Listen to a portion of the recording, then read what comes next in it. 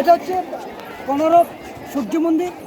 কোনারক মানে কোনাকুনি, অর্ক মানে সূর্য। সূর্যদেব একদম প্রথম এই মন্দিরের একদম প্রবেশ করে। আর মূল দেবতা হচ্ছে সূর্য দেবতা।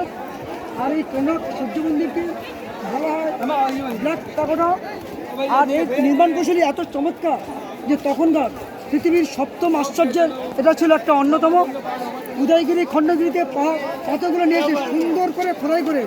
তখন বিদ্যুৎ ছিল না, টেকনোলজি ছিল না, এত সুন্দর করে খোদাই করে সিমেন্ট ছাড়া ধাপে ধাপে বসিয়ে উপরে যে বিশাল চুম্বক ছিল, চুম্বক দিয়ে ইন্টারলক করে দিয়েছে, যার জন্য এই নির্মাণটার জন্য পৃথিবীর সপ্তম আশ্চর্য অন্যতম ছিল। আর পাশেই সমুদ্র ছিল, কোনো জাহাজ চলাচল করতে পারতো না, চুম্বক টানত।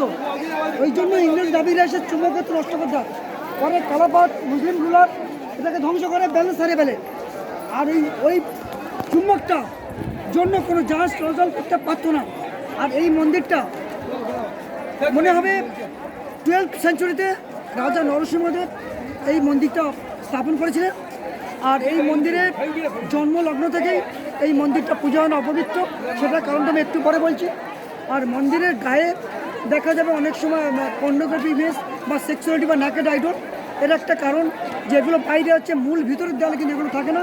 কারণ যা কিছু কাম ভালো সব বাইরে রেখে দিয়ে দেবতার কাছে পবিত্র মন্দির প্রবেশ করতে হয়, সেই জন্য এইটা তার সিম্বল।